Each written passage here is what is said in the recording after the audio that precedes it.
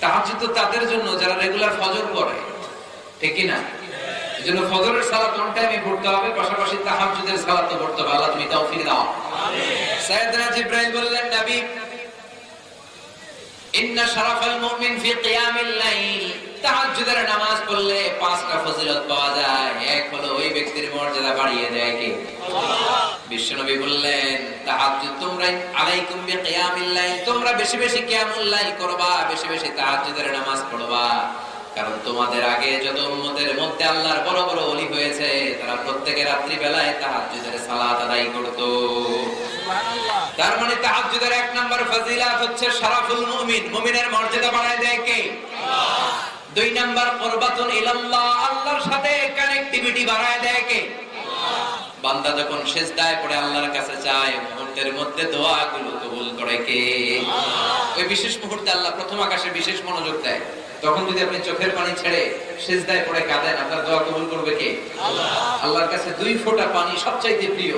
এক হচ্ছে জিহাদের ময়দানে রক্তের ফোঁটা, আরেক হচ্ছে অনুতপ্ত বান্দার চোখের পানির ফোঁটা।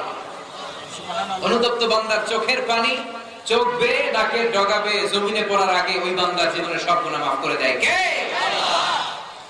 এক নম্বরে মর্যাদা বেড়ে যায়, দুই নম্বরে আল্লাহর সাথে সম্পর্ক বেড়ে যায়, তিন নম্বরে মানহাতুল আনিল ইসম, যারা সব সময় তাহাজ্জুদের সালাত পড়ে, এই তাহাজ্জুদের সালাতের কারণে আল্লাহ তাদের পাপ থেকে বেঁচে থাকার তৌফিক দেয়। সুবহানাল্লাহ।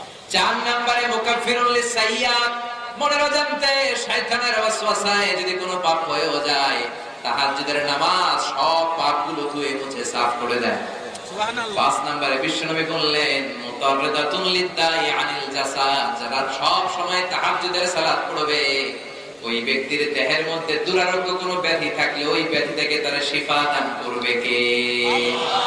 এজন্য রব্বুল আলামিন বলেন, ইয়া আইয়ুহাল মুযাম্মিলু কুমিল লাইলা ইল্লা কালিলা নিসফাহু আও ইনকুস মিনহু কালিলা আও জিদ আলাইহি ওয়া রাত্তিলিল কুরআনা তারতিলা। সুবহানাল্লাহ। সুবহানাল্লাহ। বিশ্বনবীর জন্য প্রথম প্রশিক্ষণ হচ্ছে তাহাজ্জুদের সালাতের প্রশিক্ষণ। সুবহানাল্লাহ। সুবহানাল্লাহ। দুই নাম্বার প্রশিক্ষণ রাত্তিলিল কুরআনা তারতিলা। ও নবী, আপনার দ্বিতীয় প্রশিক্ষণ হচ্ছে তারতিলের সাথে কোরআন তেলাওয়াতের প্রশিক্ষণ। আদেশটা কার? যেমন মনে চায় তেমন করে কোরআন তেলাওয়াত করা যাবে না। ওয়ারাত্তিলিল কুরআনা তারতিলা, তারতিলের সাথে তাজবিদের সাথে থেমে থেমে ধীরে স্থির ভাবে কোরআন তেলাওয়াতের আদেশ করেছে কে? আল্লাহ। তাড়াহুড়ো করে কোরআন তেলাওয়াত করলে এটা কবুল হবে? কথা বলেন। বিষ্ণু বললেন, রুব্বা কারিলিল কুরআন ওয়াল কুরআনু ইয়ালআনুহু, কোরআনের কিছু কারি আছে, এই কারি সাহেবদেরকে কোরআন রহমত না দিয়ে লানত দেয়। যারা এই তারতিলের সাথে ধীর স্থির ভাবে কোরআনের তেলাওয়াত করে, কিয়ামতের দিন আল্লাহ বলবে, বান্দা ইকরা ওয়ারতাকি ওয়ারাত্তিল কামা কুনতা তুরাত্তিলু ফিদ দুনিয়া। ও হাফেজ সাহেব, ও কোরআনের তেলাওয়াতকারী, দুনিয়াতে যেমনি থেমে থেমে তেলাওয়াত করেছো, এখন জান্নাতেও একটার পর একটা তেলাওয়াত শুরু করে দাও। তুমি যতগুলো আয়াত তেলাওয়াত করে শোনাবা, তোমার জান্নাতের বিল্ডিং হবে তত তলা লম্বা। চিল্লায় বলুন সুবহানাল্লাহ। আপনি 2000 কোরআনের আয়াত পড়লে আপনার জান্নাতের বিল্ডিং 2000 তলা লম্বা বানিয়ে দিবে কে?